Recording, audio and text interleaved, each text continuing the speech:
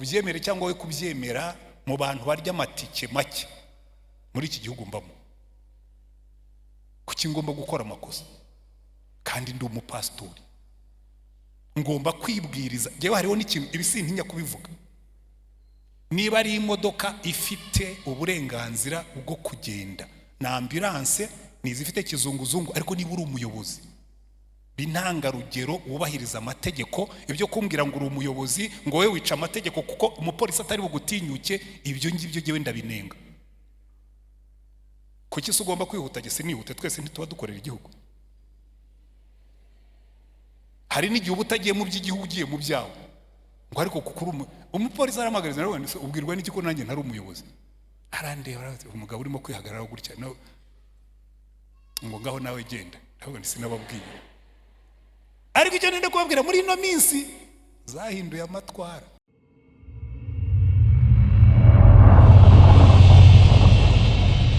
Bizi yewe ndi mu kiruhuko cy'izabukuru, ariko hari imvugo y'abamotari ngo cyangwa n'abataximeni ngo barabarobesha.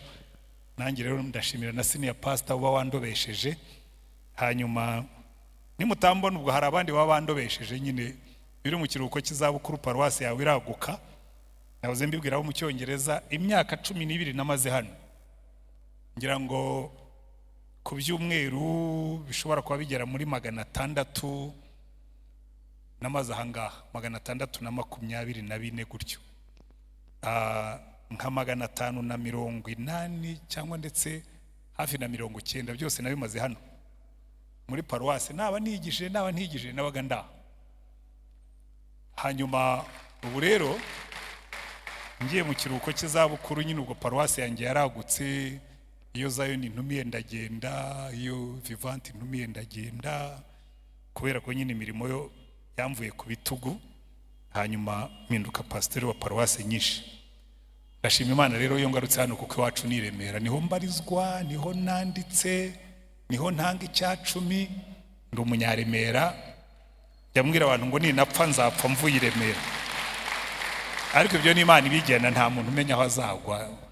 Hari igihe usaza waragiye ahandi, hari igihe ntabwo wabimenya. Ariko ndumva ubundi ndi umunyaremera. Remera nyibonamo cyane. Kwereka mbabwira ikintu kimwe wenda mutazi. Ubundi ngewe mva muri Gatolika ninjira muri Anglikani, ninjiriye Remera muri 90. Ndi umusore w'imyaka 32 w'umuguruka.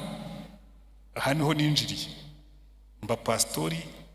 Cyakora kuba pastori ho nabanjirije muri katedrali da. Ni mu karimwe ndi mu pastori batimutse kenshi. Nimutse rimwe mvi Kabuga ndi umurayiki, mbaye mudikoni. Muzabadikoni ni babandi bambarira munsi y'ukwaha, kanga kabagacisha munsi y'ukwaha. Muzajya mubona nka hoteli iyo yaje bamubona nyine yacyambaye baby pastor acishije mu kwaha, niko tubyita, ni ba baby pastor. Hanyuma katedrali mbayo, hanyuma nziremera, njya muri retirement mvuye Remera. Ubwo rero ndacyabibonamo, nibona hano kuruta ahandi hose. Kuko mu myaka yanjye y'ubwanglikani nabaye umukristo w'Iremera uretse imyaka 6, oya imyaka 8. Nabaye 6 ikabuga, 3 muri katedrali, ubundi ndi umunyaremera. Ariko ibyo ntabwo ariyo nyigisho y'uyu munsi. Turi mu nyigisho hagati. Tugeze mu kwezi kwa 11, cyumweru cyako cya mbere. Mu minsi mike tuzaba turirimba indirimbo za Noheli. Umwaka urimo rashira. Buri muntu wese yagombye kwicara akareba inyuma akibaza ngo ariko 2025 igiye kunsigira iki? 2025 nungutse iki? Haba mu buryo bw'imibereho, haba mu buryo bw'imibanire n'abandi, haba mu buryo bw'imibanire n'Imana. Ubundi iteka ryose umuntu wese uzatera imbere agomba gukora inventaire y'ubuzima bwe, akibaza ariko ndimo ndajya imbere cyangwa ndasubira inyuma. Hanyuma umwaka ukurikiyeho agatera iyindi ntambwe. Haleluya. Hari abantu rero bakura basubira inyuma ntibanabimenye. Agakura agenda asubira inyuma, gasubira inyuma mu mwuka, gasubira inyuma mu mibereho, gasubira inyuma mu mibanire, kandi ntanabimenye ko arimo gusubira inyuma. Ni nacyo kintu kibabaje mu buzima bw'abantu, nuko benshi basubira inyuma ntibamenye ko basubiye inyuma. nanone iyo ngiyo ntabwo ari yo nyigisho y'uyu munsi, kuko turi hagati mu nyigisho z'ukwezi kwa 10 n'ukwa 11. Niyo mpamvu natangiye gutyo. Inyigisho twise ngo ni urukundo rushyizwe mu bikorwa, love in action, gukunda abandi kubwo gukunda Kristo. Haleluya. Gukunda abandi kubwo gukunda Kristo. Iki ngiki, iyi ni inyigisho ikomeye cyane. Uyu munsi turiga ku nyigisho ivuga ngo kubabarira nk'ikimenyetso cy'urukundo nyakuri. Kubabarira nk'ikimenyetso cy'urukundo nyakuri. Forgiveness as an expression of love. Kubabarira nk'ikimenyetso cy'urukundo nyakuri. Kubera yuko buriya nimwitegereza ubuzima bwa Gikristo, inyigisho zose Yesu yigishije, umuntu akubwiye ati mbwira niki kizambwira yuko ndimo neza, uzagaruke ku byo Yesu yavuze. Hari igihe umufarisayo yaje yegera Yesu aramubwira ati ariko mwigisha mwiza, mbwira itegeko risumba yandi ni irihe? Aramubwira ati itegeko risumba yandi? Ati biroroshye cyane, kuko Mose yari yarabahaye amategeko menshi. Urumva, iyo ufashe igitabo cyo Kuva, ugafata igitabo cy'Abalewi, ugafata igitabo cyo Gutegeka kwa kabiri, ugafata igitabo cyo Kubara, harimo amategeko menshi agenga ibintu byose, ibyo kurya, ibyo kwambara, iby'imibanire, iby'ibitambo. None abantu bakicara ko batise muri ibi ngibi itegeko risumba irindi, itegeko risumba yandi ni irihe? Uriya wabimubazaga we yarazi yuko amushyizemo. Yesu aramubwira ati ariko wa mugabo we, ndagira ngo mbikorohereze. Abizi imibare kera twajyaga twiga ibintu bita fraction, ni imigabane. Bakaguha wenda nka 25 ku ijana, bati oroshya, simplifia uyu mugabane, ukamanura ukavanamo 5 kuri 20, ukamubwira ati ntabwo wawuhejeje, kongera ukaza kuvanamo 1 kuri 4, ngira ngo niba nyibuka imibare neza, akaguha amanota. Burero na Yesu yafashe ibintu byari byinshi, aramubwira ati ibi byose bifite ikintu kimwe, nubimanura ukabisimplifia ukabyoroshya, ubuzima buzakorohera.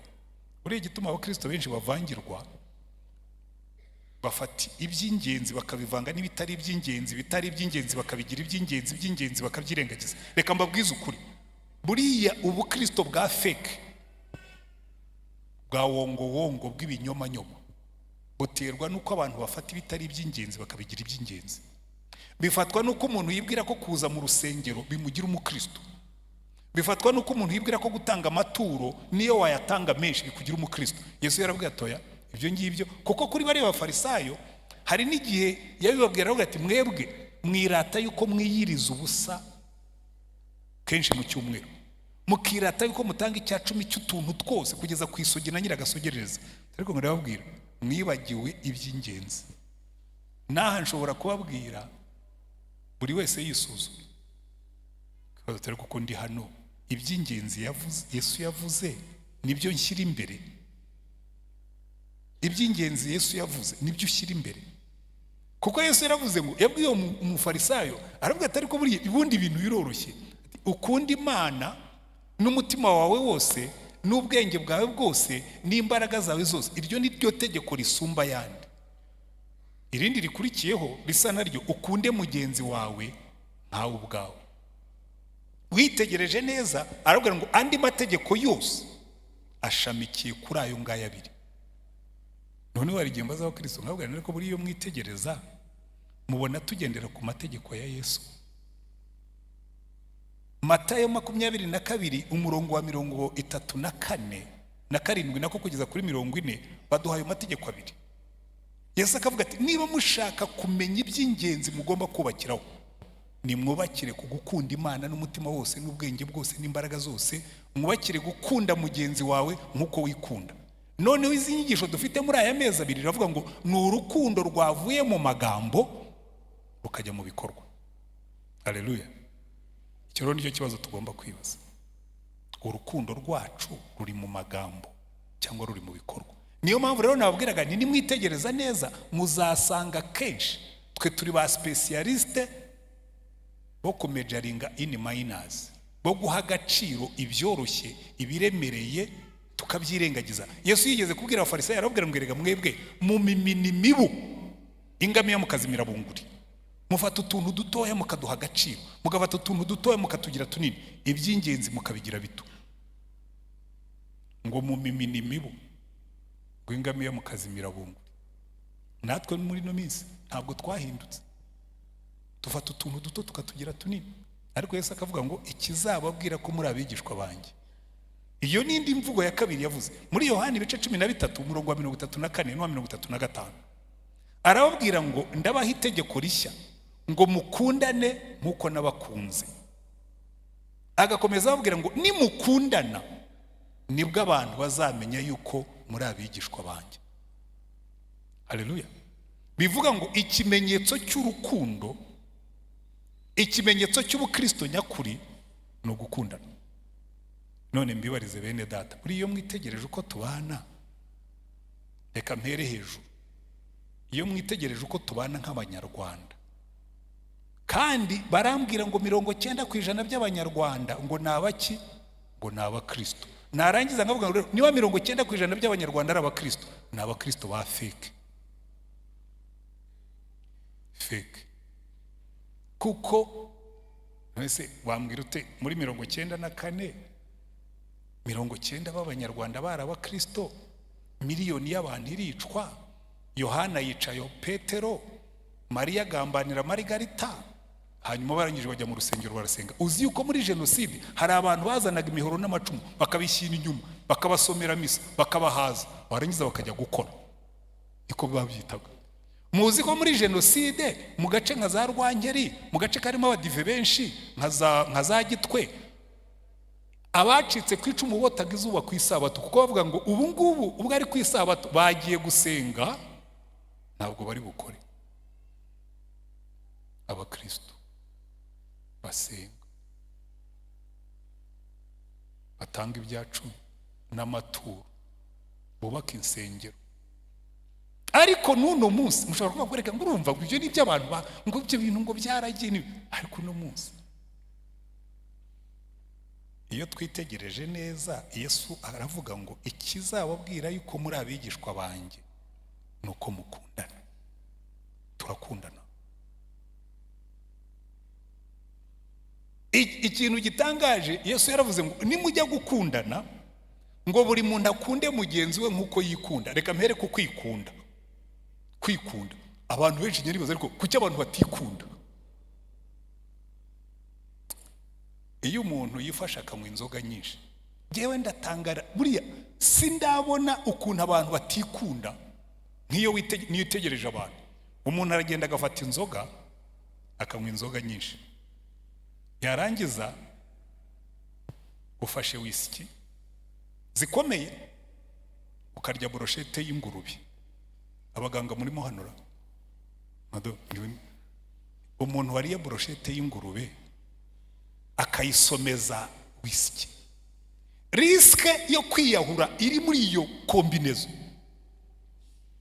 Abize biology ntimushobora kumfashara, mbwira ukuntu umuntu yifata akarya inyama y'ingurube irimo ibinure akayisomeza whisky akakubwira ngo bari safe. Hanyuma hazacaho imizi bakabwira ngo umuntu yishwe na ngo yagize stroke, ngo yagize ngo hari ibintu dukora bikagaragaza ko tutikunda. Yewe ureka nkuremo nibyo cyonyine no kunywa inzoga ugatwara imodoka. Mperutse kugenda ndabanze uzi ko burya abantu batikunda, kuko uyu muntu yanyoye inzoga, arabizi ko yanyoye inzoga, arabizi ko polisi yo mu Rwanda muri weekend baba bariye karungu, baba bariye karungu. Turamanutse tugeze ahantu V8 nziza rwose ubona ikiri neuf y'umukara, mwana w'umupolisi arayihagarika. Hari abantu rero bazi ko abapolisi bo mu Rwanda bubaha V8. Byarahindutse. Hari impamvu mvuga ngo byarahindutse. Kera nkifitiye RAV4 yanjye RAA 303V, twigeze kugenda mbwira abantu nari ntwaye, ndavuga ngiye kubera ukuntu abapolisi bubaha imodoka kuruta uko bubaha abantu. Ngi nyuma ya V8 irakandagira nanjye ndakandagira kuko buryo ibyo ari byo byose vitesi V8 ishobora kugenderaho na RAV4 ishobora kuyegera hafi. Turakurikirana tugeze ahantu umupolisi areka V8 icaho ku ruhande. Ndavuga nti rero ngiye kubaho urwenya ariko muze kuntabara niba nca amafaranga. Ati wa mugabo ko wihuta. Niuse buriya ndihuta ku ruturi yawe rundi imbere yanjye kutamuhagaritse. Atari kuriya n'umuyobozi ubigwewe niki? Kuba twaye V8 bivuga ko ari umuyobozi. So ubwo ntwaye akamodoka gato ugiye sindi umuyobozi rero. Ubu ngubu ko yarako nateye urusaku rwinshi abantu benshi barananzi n'abapolisi mbona hari gihe. Ariko simba nakoze amakosa. Mu bintu nitondera kuko ugomba gukiranuka niyo utwaye imodoka mu muhanda. Sinkeneye umupolisi ngo anyibutse yuko ngomba kubahiriza amategeko. Ubyemere cyangwa we kubyemera mu bantu barya amatike make muri iki gihugu mbamo. Kuki ngomba gukora amakosa? Kandi ndi umupastori. Ngomba kwibwiriza. Jewe hariho n'ikintu ibisintinya kubivuga. Niba ari imodoka ifite uburenganzira bwo kugenda na ambulance nizifite kizunguzungu, ariko niba uri umuyobozi binanga rugero wubahiriza amategeko, ibyo kumbwira ngo uri umuyobozi ngo we wica amategeko kuko umupolisi atari bugutinyuke, ibyo ngibyo jewe ndabinenga. Kuki se ugomba kwihuta gese nihute? Twese ntituba dukorera igihugu. Hari n'igihe ubutagiye mu by'igihugu ugiye mu byawe ngo ariko kukuru umupolisi aramagariza nawe ubwirwa n'iki ko nanjye ntari umuyobozi. Arandeba umugabo urimo kwihagarara gutya no ngo ngaho nawe genda. Ntabwo sinababwiye. Ariko icyo nenda kubabwira muri ino minsi zahinduye amatwara. V8 barayifasha. Aramubwira ati monsieur hoha muri aka kantu. Umugabo atangira kwivambaza aramubwira ati nakubwiye ngo hoha muri aka kantu. Awohamo nyine karatumbagira. Aramubwira ati buvuye mujye hariya. Mbona umuntu acishijwe bugufi. Erega imodoka barayiparitse ku ruhande agiye gutegereza pandagare bamujyane acishwe bugufi. Kuki abantu batikunda? Araza ngezeho manuyikirawe ngo pastor ngo wigendere. Kuko arabizi yuko ndikunda hari ibyo ntashobora gukora.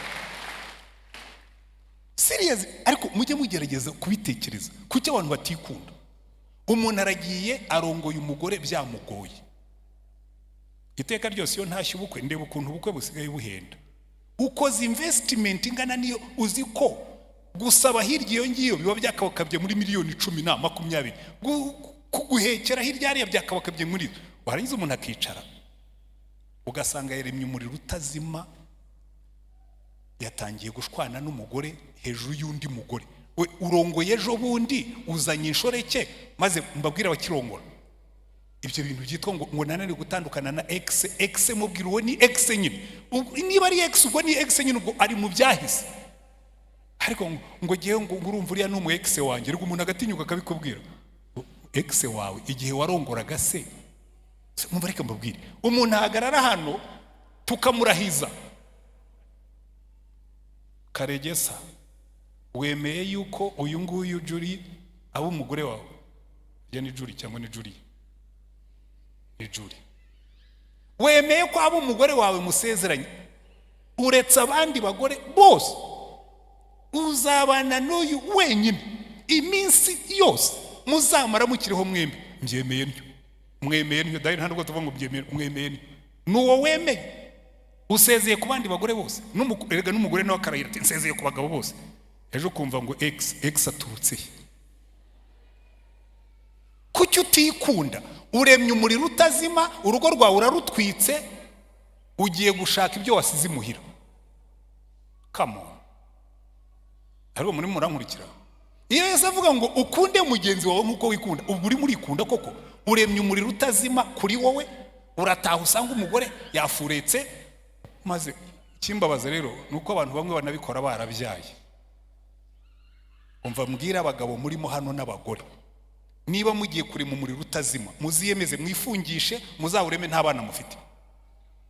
Umuntu ufite abana kare mu muriro utazima abana be bareba. Umwana umwe yarambwiye ati pastor ati ikibazo mfite ni n'umudamu mutoya. Ati mfite ibibazo bibiri. Nitwa izina rya papa kandi nsa nawe. Icyo se ni ikibazo? Ngo ni ikibazo nyine. ambwira amaskandare menshi, akambwira ati jewe mba ndi ashamed. Uzi kubona utikunda kugeza aho abana bawe bagira isoni zo kukwitirirwa, ubwo se urikunda? Yesu aravuga ngo ukunda abandi nkukugira gute? Nkuko wikunda. Standard tugomba gukunda aho abandi nukubanza tukikunda. Ariko gukunda nicyo kimenyetso cy'uko uri umukristo, kandi ukiheraho ugakunda abandi nkuko wikunda, ugakunda Imana n'umutima wose n'ubwenge bwose n'imbaraga zose. Noneho Imana ikavuga ngo ibyo ni mubikora bazamenya ko muri abigishwa banjye. Ariko noneho urukundo rw'Imana rwo ndenda kuza kubihuza n'ibyo kubabarira ko niyo teme y'uyu munsi. Urukundo rw'Imana rw'Imana avuga ngo noneho uva kukwikunda, uve gukunda bakunditse, uve no gukunda ku gihe cyo gukunda. Kuko burya hari igihe byoroha gukunda. Reka mbabwize ukuri, ariko kuvukira mu Rwanda byanyigishije amasomo menshi. Njya mbwira abantu ko buriya iminsi 100 ya jenoside n'indi yayibanjirije hagati ya 90 na 94 niryo shuri ryo kwizera Imana riruta na doktora nakoze, kuko ryo ryari pratique, byari ibifatika. Uzi ko abantu bakunda igihe cyo gukunda, kabone igihe cyo kudakunda. Twabaye mu nkambi ibyumba. None rero buriya mu nkambi niba hari ubuzima bukomera bubaho, ni ukuba mu nkambi ibintu ubundi wajya kubona ari ubuntu bwawe bw'amanjwe bigahinduka izahabu. Uzi kimwe mu bintu bibura mu nkambi? Umunyu. Uzi ikindi kibura mu nkambi? Isabune. Uzi ikindi kibura mu nkambi? Korugate. Ugasanga abantu, reka ntangira urugero rumwe kuko rwo umugabo yaragiye, twaryaga impungure na twa dushyimbo dutoya twitwa rantiye.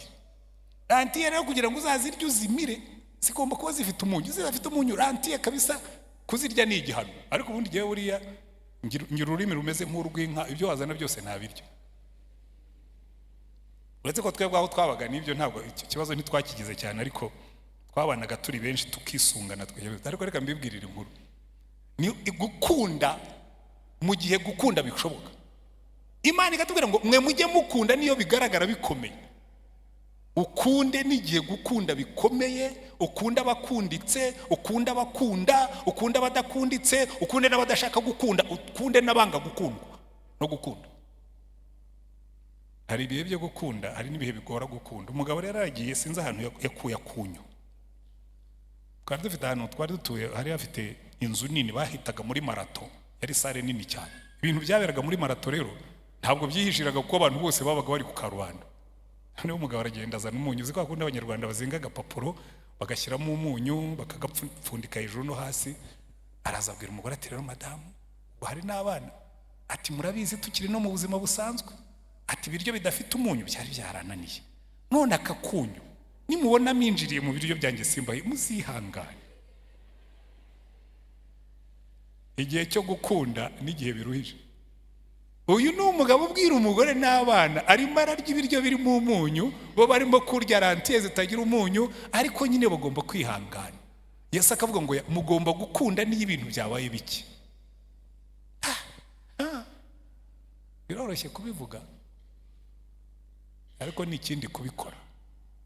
Gukunda niyo ibintu byabaye bike. Ahubwo reka mbabwire, jewe naje kubona uko ibintu biba bike niko gukunda bigabanuka, nuko biba byinshi niko gukunda bigabanuka. Uzitegereza abakire baragenda bakabanza kubaka igipangu cy'amatafari, bakakigira kirekire, bagashyiraho imikwege, ndetse baba bafite n'ubushobozi kurusha bukongeramo n'amashanyarazi. Ku irembo bagashyiraho gate nini, bagashyiraho umusekiriti, bagashyiraho n'akararume, agasone ko guhamagara. Bamwe rero bari na smart cyane muri kino gihe, bagashyiraho n'akantu kameze nka telefone. Wagerayo umusekiriti akakubwira ati ariko rero hano kugira ngo winjiremo ugomba kubanza ukavuga, ugakanda ka kantu, ati kanda kariya kantu. Ibyo mbabwira ni ibintu nkoramo, ugakanda ko kantu. Bati ninde? Ni Rutayisire Antoine. Wahehe? Wiriya mu cyaro. Icyahagana hehe? Iyo nyine za ntete muri Kiramuruzi. Bati kumva biracecetse. Umusekirite akabwira ati rero uri bwatakubwiye ngo winjire ntiwinjira, igendere. Ubwo nikuze kwa ergo murabizi ni mubyara wawe kwa mubyara wa so bene nk'ibyo. Ndabwira ngo ya hano nturi bwinjire. Kubera iki?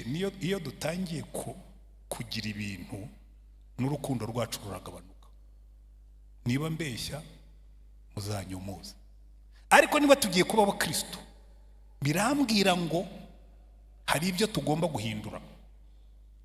Yahoze mbabwira icyo gihe turi mu nkambi, umuryango nakoragamo bambonye namye ngira karimo. Noneho rero babona kuri BBC iyo hazaga nk'abanyamakuru b'ibyo binyamakuru mpuzamahanga, abakada ba RPF twakoranaga bari bati mudushakire wa mugabo uvuga icyongereza n'igifaransa kandi w'umunyenkambi. Agenda nkavuga nyine, byangiriye umumaro. Abantu twakoranaga baza kumenya bati burya Antoine ntabwo yapfuye, ari mu nkambi Byumba. Babwira abagabo bo muri Focus Uganda baramubwira ati Antoine ari mu nkambi Byumba, mugende mu mushake mumushyire n'aya mafaranga. Banzanira amadolari 300 barayamba, ndayavunjisha nkuramo amagande. Abantu twabanye mu nkambi bo barabizi, wenda bo twabanaga mu rugo bashobora kuba batarabibonaga, ariko hari abantu bagendaga baza bakaza pe barabaye imigata, bararwaye bwaki n'abakuru n'abana apfu.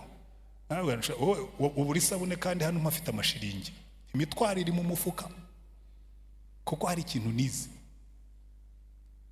Icyo gihe Imana nabonye ukuntu abantu barimo kugenda bakobana mu mutima. Ndavuga nti Imana, iri somo ndaryize, sinzigera nkobana mu mutima, bibe bike bibe byinshi nzabisangira n'abandi. Jye na madamu twanashyizeho discipline nyuma ya genocide. Iwanjye habaye abana bari kugira ngo muri Florida, kuko twabaye mu nkambi turi nka 20 na mu kazu gatoya ahantu hafunganye. Tuvuye mbwira madamu narabizi niba twarashoboraga kuba muri kariya kazu gafunganye gafite ibyumba 2 cyangwa 3, tukaba dusubiye mu nzu yacu dusanze batarayishenye, reka tuyifungure. Hari umunsi umwana umwe yavuze ati niwugira undi umuntu muzana, araryama muri toilette cyangwa muri koridoru, nta hantu hasigaye. Umuntu ngaza kubwira madamu, arabwira ngo bira bintu rero mwihaye, kuko yaraje asanga iwacu kuko hari abana benshi kandi bamahara kwinshi, bamwe bameze gutya bameze gutya. Arabwira ati rero buriya mubwira abagabo ntubazi, aturiya mugabo wawe uba mu rugo rwuzuyemo abantu bangana batya ntushobora kumwitaho ngo umutekere uturyo tugera ku mutima w'abagabo. Hanyuma tuza kwicara turabiganira, navuga ni madani rwose ntuhangayike, ningera mu ijuru ndakurahiye ntabwo Imana izambaza ibiro by'ifiriti nariye, ntabwo izambaza ibiruhuko naba narafashe Maldive cyangwa Florida cyangwa hehe, ntabwo izambaza ibiro by'inyama nariye, izambaza abo nagiriye umumaro. Nabyo ujye kumbwira ngo igifu, reka mbabwize ukuri, igihe ushaka kunyitaho ugaca inzira yo mu gifu uba wayobye. Inzira ijya mu mutima wanjye ntabwo ica mu gifu. Ngira umugisha Imana yampaye, nshobora kurya ibintu byose, nshobora kurya umuceri ukonje cyangwa ushyushye, nshobora kurya ibijumba n'ibishyimbo kandi nkanyurwa. Rero ugiye kwibyo bintu byo kuvuga ngo buriya ngo turamutekera ibingwa nezerwe, yewe inzira ijya mu mutima wanjye nica mu gifu, ica ahandi. Ariko icyo ndimo kubigisha ni iki? Ibihe bigoye n'ibihe by'umugisha imitima yacu yaguke, kuko ikiranga umukristo ni ugukunda. Ugakunda bagukunda, ugakunda bakunditse basa neza, ugakunda n'abadakunditse, ugakunda bagufi n'abarebare, ugakunda n'abakwanga.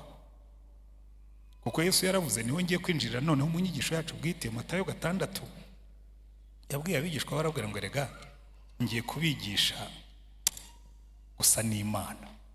Haleluya, gusa n'Imana.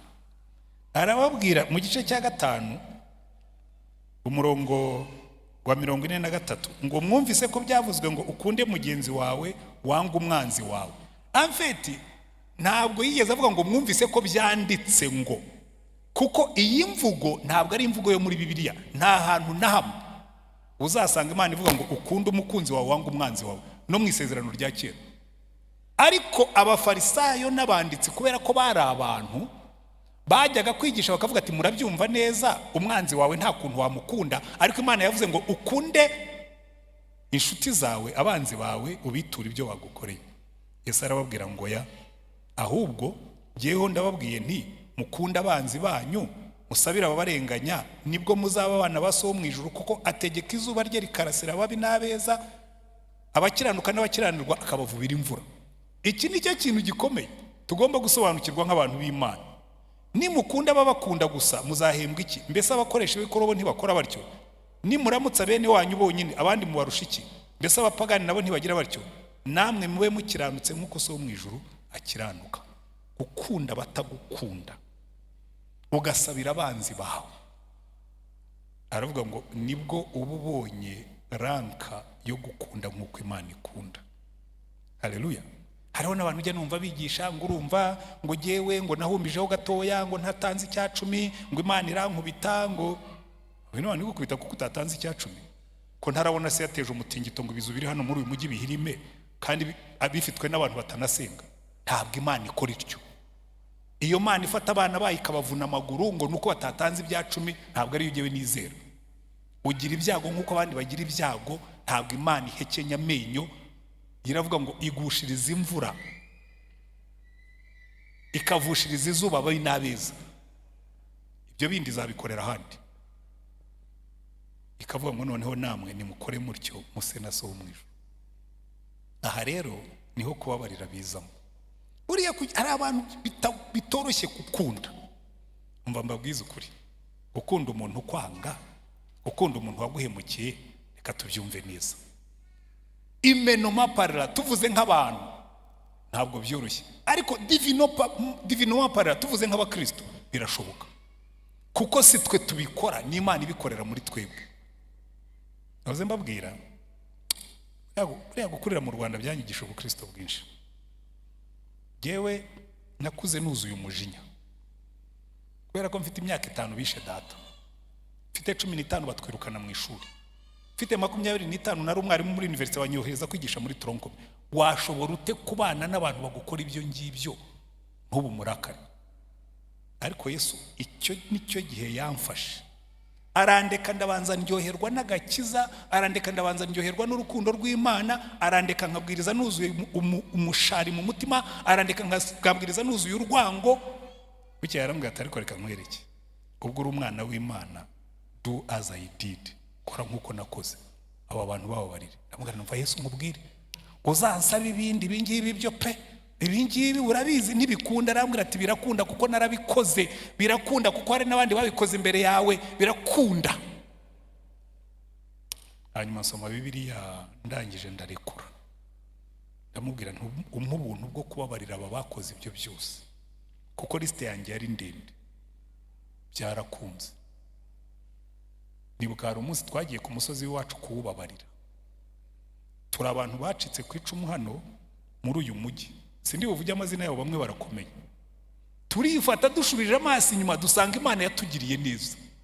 Dusanga bamwe bari mu buyobozi, abandi bari muri private sector ariko bameze neza, ndi mu gipastori nanjye simeze nabi, n'abandi turavuga ariko muri iki tubereye tujye kubabarira wa musozi waduhemukiye. Haleluya. Iryo somo niryo twasomye mu gice cya mbere. Yosefu ageze muri Egiputa, bene se baramugurishije, baramuhemukira byembye. Tekereza umuntu uguhemukira wowe uje kumugirira neza. Ngo yagenze mu butayu agenda baririza, ariko nta bene data mwamboneho baragiye intama, bati bagiye twababonye barenga iyi Dotani. Abakurikira yageze baravuga ati dore Karosi nguri yaraje, abazaniye ibiryo, yaje yarushye, aho kugira ngo bavuge utisha petit frere wakoze, aravuga ati dore wa mushenza araje, mureke tumwikize tumwice. Ariko mugenzi wawe umukuru wawe umaravuga ati ariko murarinda mumwicira iki? Reka ibuye rimwe turyicisha inyoni ebyiri, turamwikiza kandi tumukuremo kashi. Baramugurisha. Njya ntekereza Yosefu ajya muri Egiputa yambaye iminyururu, kuko niko batwaraga abafungwa, yambaye iminyururu mu ijosi, indi bamuziritse amaboko, agenda inyuma y'ingamiya, akurura amaguru atekereza ubu ni bakuru banjye bankoze ibi bintu, ubu ni bene data bankoze ibi bintu, ubu abavandimwe banjye nibo bangurishije, ubu abavandimwe banjye nibo bankoze ibi ngibi. Aragenda ajya muri Egiputa agurwa na Potifari. Ariko ijambo ry'Imana ritubwira ngo ukuboko k'Uwiteka kubana na Yosefu. Aravuga atari kuzi bya bintu hano kuko kwiteka kuri kumwe nanjye, yikomereza imirimo neza rwose, akora neza kwa Potifari, ngo Potifari yareba ibintu Yosefu akora akavuga ngo niba hari umukozi twigeze tugira, uyu muhungu mwaye promotion utegeka ibyo mu rugo rwanjye byose uretse icyumba cyanjye. Ariko bukeye na madamu aramureba aravuga atari iki gihungu kabisa kiri ebo, kirashobora, kirabasha, buriya mu gitanda ho cyazanamo inyongera musaruro. Araza aramwegera aramubwira ati mva umutima warahagaze, iyo ndose mba nkureba, iyo ugiye umutima uragukurikira, ubu ngubu mbese Yosefu aramubwira ati rero madamu, ibyo wifuza ko dukora ntibikorana n'amavuta ngenderamo. Iyi migisha yose ubona iza hano ntabwo ikorana n'iyo mico, ko burya hari ibintu bidakorana. Bukeye ngo amusanga mu cyumba aramubwira ati noneho ntuncika, it's a do or die, uremera cyangwa urambona. Yosefu ngo aratimbira amufatira umwenda arawumusigira ati mbonye icyo ndi bukuregeshe tu. Umugabo aje dore rwose shere, dore cya gihungu cy'igiheburayo wazanye hano cyagerageje kunyiyegereza, dore n'umwenda cyansigiye. Uzakinisha ibindi. Buriya Potifari yari umukuru wa Republican Guard ya Farawo. Buriya rero hari abasirikare nubaha cyane, nubaha abasirikare ndanabakunda, yewe nta kibazo ngirana n'abasirikare, nzi icyo bamaze, nzi n'icyo bamariye. Ariko buri iyo ngiye kubaha hari abo nubaha birenze. Nubona umuntu witwa umujepe, uri ujye umwubaha, ntibatera amahane. Nukuri uzabitegerezaho iyo aribo barinze umutekano wenda habaye nk'ibirori, uzabone n'abana beza bari pose bahagaze neza bareba imbere rwose kabisa, ubona bari alert.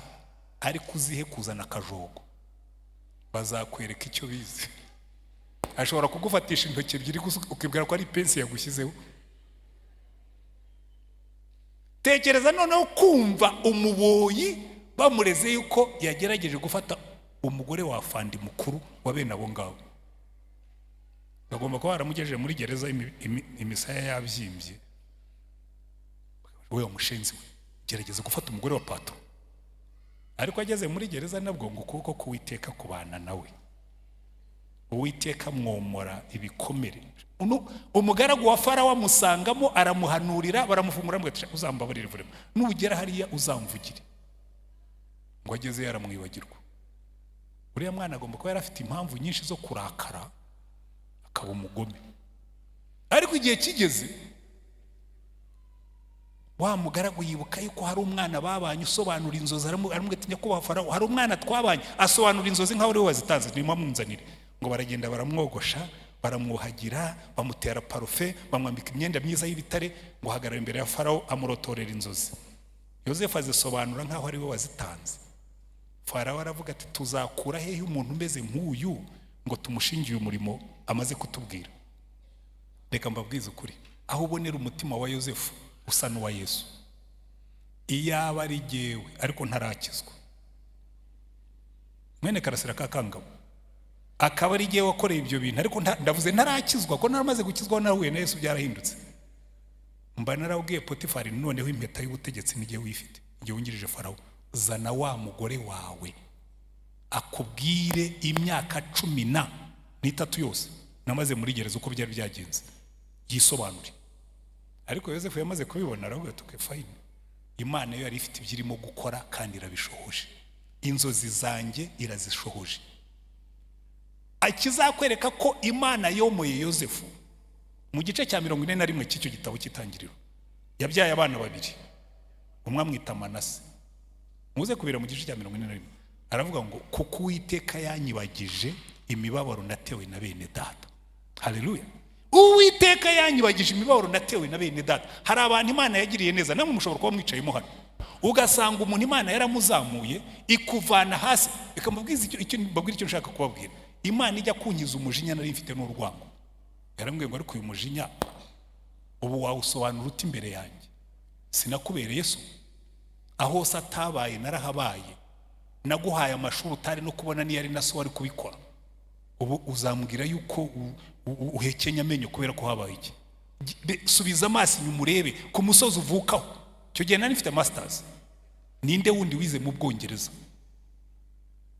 Ni so wakujyanye yose? Nakubereye so. Cururuka, ruhuka.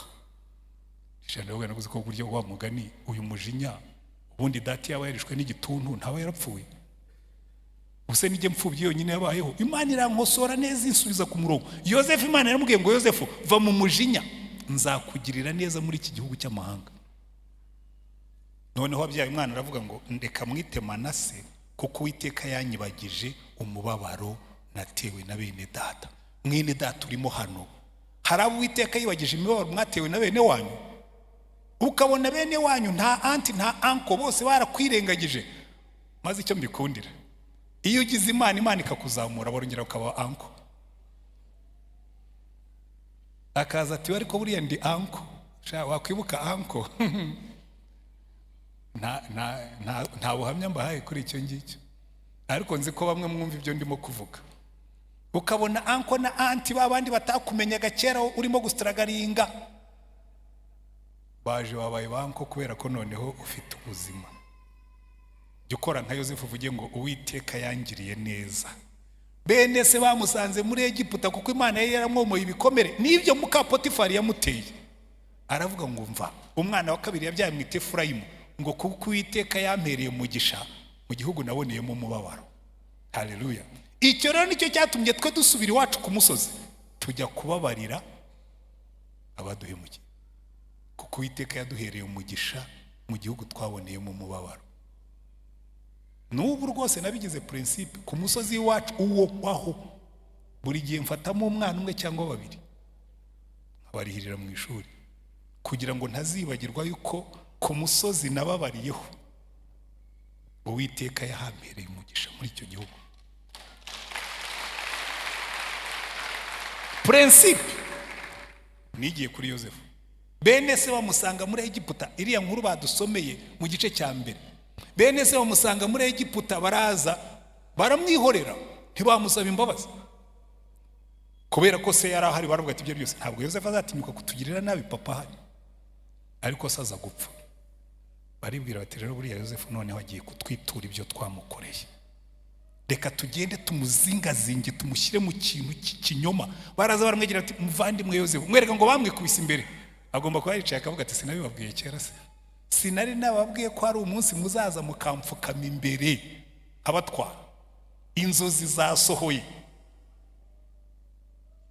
Arabareba bapfukamye ntiyabakora ku matama. Yashobora kuvuga ati kare kose se ntabibabwira, ariko arababwira. Baramubeshya ngo papa mbere yo gupfa ngo yaratubwiye ngo tuzakubwire, kandi niba musoma Bibiliya zanyu neza, Yakobo yapfuye Yosefu ari umuseguye.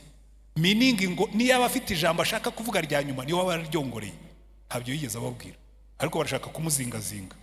Ahubwo atumva twumvikane bene da, ibyo mwashakaga kunkorera byari bibi, mwikwigira beza, ibyo mwakoze byari bibi. Reka nkubwire kugira ngo uzakire, kugira ngo uzababarire, n'uwo uzababarira uzamubwira uti ibyo wankoreye byari bibi, ariko Uwiteka yangiriye neza, none narakubabariye. Kuko kugira ngo ushobore kubabarira nuko wibuka yuko wagiriwe nabi ariko ntiwiture nabi, ariko nuko wibuka yuko Uwiteka yabaye ku ruhande rwawe, akomora ibikomere byawe, akaguhera umugisha aho abandi bagushakiraga ibibi, ariko ntubiture ibyo bagukoreye, ugasa na Yesu. Yosefu arabwira ati mva bene data, ibyo mwashakaga gukora byari bibi, ariko Imana yo yarimo gushushanya amateka yanjye kuko niyo yanzanye hano. Reka mbabwire, hari igihe Imana igucisha mu mateka mabi kuko ishaka kukwandikira amateka meza.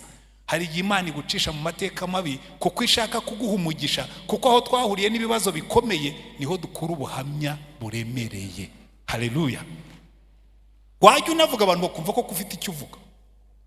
Arababwira ati ibyo mwashakaga gukora byo byari bibi, ariko iby'Imana yarimo gukora byari byiza, havuyemo ibi ngibi kugira ngo ubuzima bw'abantu n'ubwanyu burimo bucungurwe. Nzabagirira neza mwe n'abana banyu, muhumure. Nkunda ayo magambo. Uwo ni umutima wa Yesu. Uwo ni wo mutima Yesu aduhamagarira kugira. Gufata abantu niyo baba baraguhemukiye, ukababwira ngo nzabagirira neza nubwo mwebwe mutayingiriye. Kuko Yesu yagiye ku musaraba, areba abantu bamumanitse ku musaraba, yibuka ibyari byaramuvuzweho yuko azitangira ubugingo bwa benshi, kandi ko mu bisebye hazavamo agakiza ka benshi. Aravuga ati ibyo mugambiriye kunkorera byo ni bibi, ni ubugome, ariko hazavamo umugisha kuri benshi, abahesha umugisha. Aravuga ngo data bababarire kuko batazi ibyo bakora. Arangije atubwira ngo iyi niyo nzira muzaca niba mushaka gusa nanjye. Haleluya. Igihe yari yambaye ikamba ry'amahwa ku mutwe, afite imisumari mu birenge, afite imisumari mu biganza, umubiri wose bawukubise, ari inyama gusa zatonyotse. Yibuka ko ku munsi wa gatatu azazuka, ariko ababarira atarazuka, abasabira umugisha, arababarira. Arangije atubwira ngo ngaho namwe ni munyigane, mubabarire, kuko niyo baba bari baragambiriye gukora ibibi. Abanyarwanda baca umugani ngo kubaho k'umushwi ntabwo ari impuhwe z'agaca. Kuba uriho si uko abo bantu batashatse kukugirira nabi, ni uko Imana yashatse kukugirira neza. Kuba utarahombye si uko abantu batashatse kuguhombya. Kuba utarapfuye si uko abantu batashatse kupfa. Kuba utarapfuye ni uko Imana yashatse kubaho. None ubwo wabayeho, bwira Imana ngo Mana, ubwo ubuzima bwanjye buri mu biganza byawe, I forgive. Njya mbwira abantu, njya nkunda gusetsa abantu, hariho n'igihe ubabarira abantu ntubashyireho amahane, ariko bo ntibakubabarire. Nigeze guhagarara biro yanjye, abo twabanye hano barabizi, biro yanjye yabaga hariya hirya. Naho nakundaga guhagarara kuri bariko hariya, nahigiye isomo. Ngewe ibintu byose biranyigisha. Haturuka igisiga cya sakabaka hariya hirya gifite inyama mu majanja yacyo. Ibyiyo ni bibiri biza bikiriho, kubita kikazamuka, bigakubita kigakwepa, bigakubita kigakwepa, kigeza ngira ngo cyasubije ubwonko inyuma. Kiravuga ngo ibi byiyo ni mbirusha imbaraga zo gutumbagira, izamukaho nk'imetero 5. Ibyiyo ni birakukuza, birayikurikira, irongera izamukaho nk'izindi 5. Biragerageza mbona bicitse intege. Abana ko ririya somo ni ryiza pe. Umunsi ibyiyo nibizajya binyiruka inyuma, nzajya nzamuka nge mu mwuka. Nibitangira kuza nawe akayoge, nibuka iby'Imana yakoze, mbibwire ngo mwabyiyo nimwe iyakoze bya bindi nibizabikora. Zamuka. Wenda wicayemo hano, hari ibyiyo ni byinshi birimo kukwambura ibyawe, hari ibintu byinshi birimo kugukubita, hari ibintu byinshi birimo kugustressa. Zamukaho gatoya, urebe ngo ibyiyo ni biragenda, kandi bigihari bitapfuye, ariko wabitambutse, wagiye ku yindi nivo. Yosefu yaravuze ngo ya reka njye muri nivo yo mu mwuka, abamba babarire. Icyo ni Imana iduhamagarira. Tuzababarira abantu atari uko bahindutse, ahubwo kuko twe twahindutse, tukitarura, tukigira hejuru, kavuga ngo umva ibyo mwagerageje gukora byose, I'm still alive, ndacyariho, ndacyahumeka, kandi rero nzaba ngihumeka, kandi ninagenda nzagenda kuko Yesu ampamagaye, sinzagenda kubera ko hari abantu banyanga. Icyo nicyo ugomba kumenya, ukamenya ngo kubaho kwawe si impuhwe z'abanzi bawe, ni imbaraga z'Imana zikurinda, ukakomeza ukajya imbere ariko usa na Yesu. Reka mbabaze ikibazo, ndashoje. Buriya dufite abantu benshi basaga na Yesu. Uwitwa Stefano bamuteye amabuye, ariko hari akantu nkunda, ngo amaze kubabwira ngo baramurakariye, bahekenya amenyo, bakambye ganga bahekenya amenyo, ngo ariko bahindukiye bamurebye ngo babona asa na marayika. Iyi si guhekenyeye amenyo usuti, kuko kenshi isi dushushanya mu ishusho yayo, ariko iyo utumbiriye Yesu yaravuga ati rege ndarebye mbona mu ijuru rikingutse, mbonye umwana w'Imana, umucyo we wamurikiye ubugingo bwanjye, ngo babona asa na marayika. kandi bo barimo guhekenya amenyo. Iyi si gushinyikiye amenyo wowe usuti, iyi si gukandagiye, iyi si gukaranze uhumura ute? Kavuga ngo isi ni gukaranga ugihumura neza use na Yesu.